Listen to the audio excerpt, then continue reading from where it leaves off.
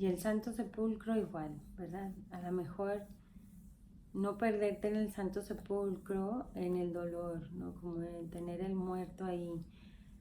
Más bien te invitaría a vivir la esperanza de María, ¿no? De esta oración de María, de creer que Él resucitará. La certeza, ir entregada en el sepulcro, donde nada parece que fuera a ser así, la certeza de que resucitará.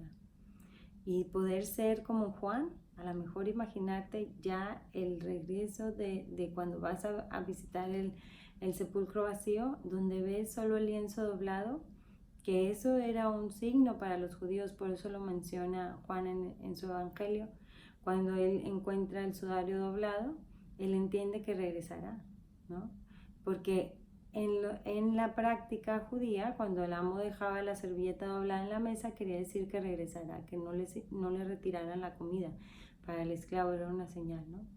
Y entonces cuando Juan entra al Santo Sepulcro y lo ve vacío y encuentra ese sudario doblado, entiende el mensaje. Muy rápido sabe que es Jesús el que está dejando el mensaje, porque ese es el discípulo amado, aquel que no necesita tantos signos, que con pocos signos entiende, porque le conoce a la perfección a su maestro, ¿verdad? Entonces, como ya lo había leído antes, pero podemos tomar ahora la de Lucas. Lucas, en el capítulo 23, el versículo 50 dice: había un hombre llamado José, miembro del consejo, que era José de Arimatea, hombre bueno y justo, que no había asentido al consejo y proceder de los demás. Era de Arimatea, población de Judea, y esperaba el reino de Dios. Se presentó a Pilato y le pidió el cuerpo de Jesús. Después de descolgarlo, lo envolvió en una sábana y lo puso en el sepulcro excavado en la roca, en el que nadie había sido enterrado todavía. Era el día de la preparación y apuntaba el sábado. Las mujeres que habían venido con él desde Galilea fueron detrás, para ver dónde estaba el sepulcro y cómo colocaban su cuerpo. Luego regresaron y prepararon aromas y mirra, y el sábado descansaron según el precepto. Y entonces lo que tienes que pensar es en el sepulcro vacío. El primer día de la semana, muy de la mañana, fueron al sepulcro llevando los aromas que habían preparado, pero encontraron que la piedra había sido retirada del sepulcro. Al entrar no hallaron el cuerpo de Jesús. No sabían qué pensar de esto cuando se presentaron ante ellas dos hombres con vestiduras resplandecientes. Asustadas, inclinaron el rostro a tierra, pero ellos le dijeron: ¿por qué buscáis entre los muertos al que está vivo? No está aquí, ha resucitado. Recordad cómo os habló cuando estaba todavía en Galilea, cuando os decía: es necesario que el Hijo del Hombre sea entregado en manos de los pecadores y sea crucificado, pero al tercer día resucitará. Y ellas recordaron sus palabras. Regresaron pues del sepulcro y anunciaron todas estas cosas a los 11 y a todos los demás. Los que referían estas cosas a los apóstoles eran María Magdalena, Juana, María la de Santiago y las demás que estaban con ellos. Pero a ellos todas aquellas palabras les parecían desatinos y no les creían.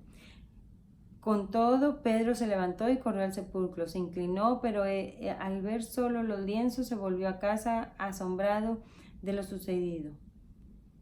Y entonces, hasta ahí se quedó Pedro, pero vamos a ver qué decía Juan cuando fue al sepulcro. Y entonces dice el sepulcro vacío. El primer día de la semana fue María Magdalena de madrugada al sepulcro cuando todavía estaba oscuro y vio que la piedra estaba retirada del sepulcro. Echó a correr y llegó donde Simón Pedro y el otro discípulo a quien Jesús quería, y le dijo: se han llevado del sepulcro al Señor, y no sabemos dónde lo han puesto. Salieron Pedro y el otro discípulo y lo encaminaron al sepulcro. Corrían los dos juntos. El otro discípulo es Juan, ¿ok? Corrían los dos juntos, pero el otro discípulo corrió por delante más rápido que Pedro y llegó primero al sepulcro. Al asomarse vio los lienzos en el suelo, pero no entró. Detrás llegó también Simón Pedro. Entró en el sepulcro y vio los lienzos en el suelo, pero el sudario que había cubierto su cabeza no estaba junto con los lienzos, sino plegado en un lugar aparte. Entonces entró también el otro discípulo, el que había llegado primero al sepulcro. Vio y creyó, pues hasta entonces no había comprendido que según la Escritura Jesús debía resucitar entre los muertos. Los discípulos entonces volvieron a casa. Vio y creyó. Tú has visto en tu vida muchos gestos del Señor, le ves en la Eucaristía. Ojalá pueda ser como este discípulo que es Juan, el discípulo amado, no como cualquier discípulo, sino como el discípulo amado.